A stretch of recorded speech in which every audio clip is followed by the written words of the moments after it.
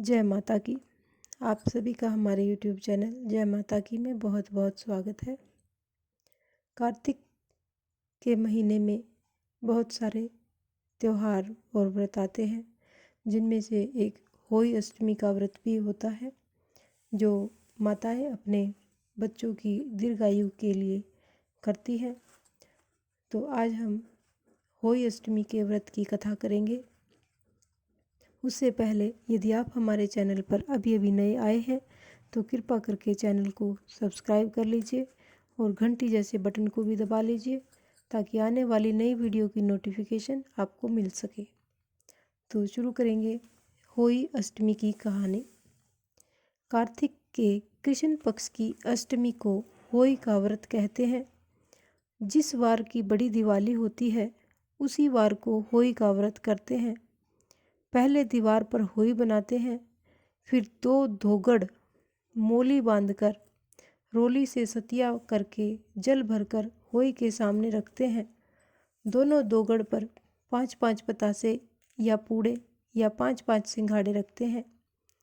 होई के दोनों सिरों पर आटे की नाल की माला लगाते हैं। बीच में आटे से ही 1 रुपया भी चिपका देते हैं। दोनों दोगड़ को चांदी की माला स्याहू व मनकों वाली पहनाते हैं। दोगड़ के आगे गेहूं की ढेरी लगाते हैं। ढेरी पर एक तेल का दीपक जलाते हैं। 1 लोटा जल भरकर रखते हैं। मोली हाथ में बांधकर सतिया करके अपने माथे पर भी बिंदी लगाते हैं और फिर होई माता के आगे बैठकर हाथ में गेहूं के 7 दाने लेकर और कहानी सुनकर गेहूं से धोख मारते हैं। फिर विनायक बाबा जी की कहानी भी सुनते हैं। तारे देखकर तारों को अर्घ देते हैं, यानी तारों को जल चढ़ाते हैं। 14 पूड़े या गुलगुले या गुलाब जामुन फल रुपए रखकर बायना निकालते हैं और जो पानी होता है उसको गमले में दे देते हैं। फिर व्रत खोलते हैं।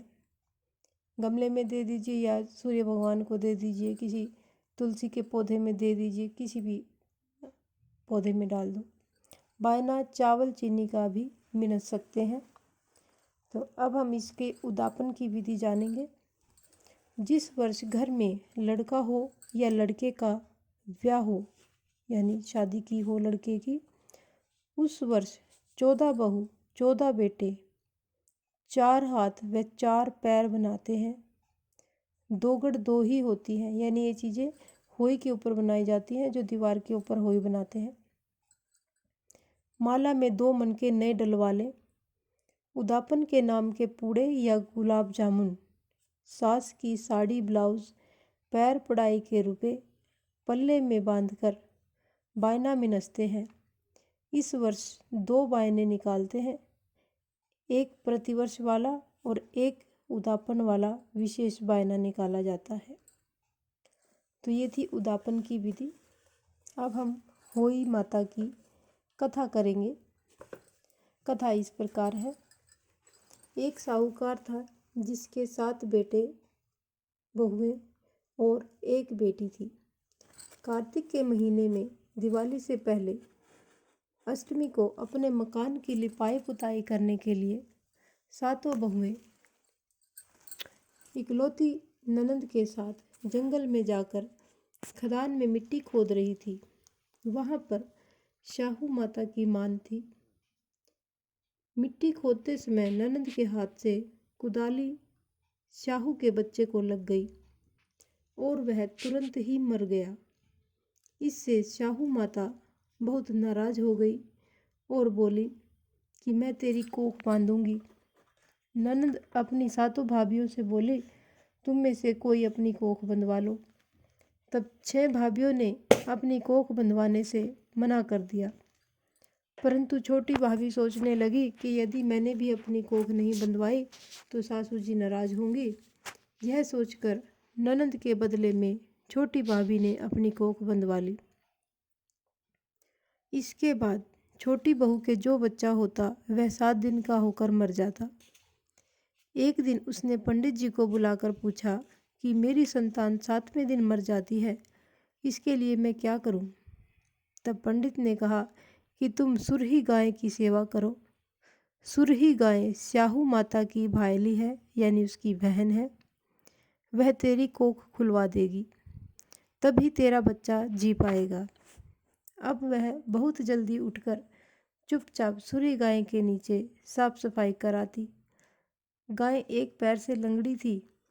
गऊ माता बोली, हर रोज उठकर कौन मेरी इतनी सेवा कर रहा है? आज मैं जरूर देखूंगी। गऊ माता खूब सवेरे उठी तो क्या देखती है कि साहूकार के बेटे की बहू उसके नीचे साफ सफाई कर रही है। गऊ माता बहू से बोली, क्या मांगती है? साहूकार की बहू बोली, साहू माता आपकी भायली है और उसने मेरी कोख बांध रखी है, मेरी कोख खुलवा दो। गऊ माता ने कहा, अच्छा। गऊ माता साहूकार की बहू को अपनी भायली के पास लेकर चली। रास्ते में कड़ी धूप थी। वे दोनों एक पेड़ के नीचे बैठ गई। थोड़ी देर में एक सांप आया। उसी पेड़ पर गरुड़ पंखनी के बच्चे को डसने लगा। साहूकार की बहू ने सांप ढाल के नीचे दबा दिया और बच्चे को बचा लिया। थोड़ी देर में गरुड़ पंखनी आई तो वहां खून देखकर साहूकार की बहू को चोंचे मारने लगी। साहूकार की बहू ने कहा, मैंने तेरे बच्चे को मारा नहीं है, बल्कि उसको सांप मारने आया था। मैंने तो उससे तेरे बच्चे की रक्षा की है। यह सुनकर गरुड़ पंखनी बोली कि मांग तू क्या मांगती है? वह बोली, 7 समुंदर पार स्याहू माता रहती है, हमें तुम उसके पास पहुंचा दो। गरुड़ पंखनी ने दोनों को अपनी पीठ पर बैठाया और स्याहू माता के पास पहुंचा दिया। स्याहू माता उनको देखकर बोली कि आ बहन, बहुत दिनों में आई। बातें करते समय स्याहू माता ने बीच में कहा, बहन मेरे सिर में जुएं पड़ गई है। सुरही के कहने पर साहूकार की बहू ने उसके सर की सारी जुएं निकाल दी। इस पर स्याहू माता ने प्रसन्न होकर कहा कि तूने मेरे सिर में बहुत सलाई फेरी है, इसलिए तेरे 7 बेटे और 7 बहुएं होंगी। वह बोली, मेरे तो एक भी बेटा नहीं है, 7 बेटे कहाँ से होंगे? स्याहू माता बोली, वचन दिया है, वचन से फिरूं तो धोबी की कुंड की कंकड़ी हो जाऊं। साहूकार की बहू बोली, मेरी कोख तो आपके पास बंद पड़ी है। यह सुनकर स्याहू माता बोली कि तूने तो मुझे ठग लिया। मैं तो तेरी कोख नहीं खोलती, पर अब खोलनी पड़ेगी। जा, तेरे घर पर तुझे 7 बेटे और 7 बहुएं मिलेगी। तू जाकर 7 उदापन करना, 7 होई बनाकर 7 कढ़ाई करना।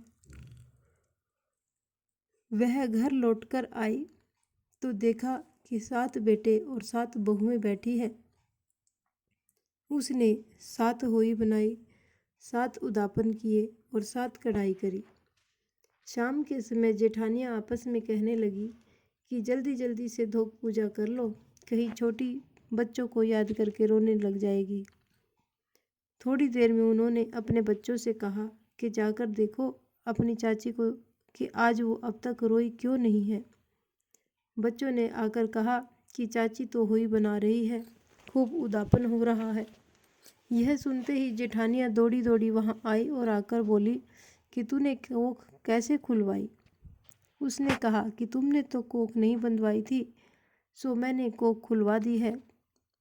मैंने कोख बंधवा ली थी, परंतु अब स्याहू माता ने दया करके मेरी कोख खोल दी। हे स्याहू माता, जैसे साहूकार के बेटे की कोख खोली, वैसे ही हमारी और सब परिवार की बहुओं की कोख खोलती जाना। कहते हैं कि और जो सुनता है और बीच बीच में हुंकार भरता है, उन सब की कोख खोलती रहना और अपना आशीर्वाद सब पर बनाए रखना। इसके बाद विनायक जी की कहानी भी अवश्य सुननी चाहिए। विनायक जी की कहानी हमारे पिछली वीडियोस में है, मैंने डाली हुई है, कृपा करके उसमें देख लेना। और अब यहाँ पर इस प्रकार हमारी ये होली अष्टमी की कथा संपन्न होती है। अगर आपको हमारी कथा पसंद आती है तो एक लाइक ज़रूर दबा दीजिए और चैनल को सब्सक्राइब कीजिए। अपने मित्रों और प्रियजनों में आगे भी शेयर करते रहें। जय माता की।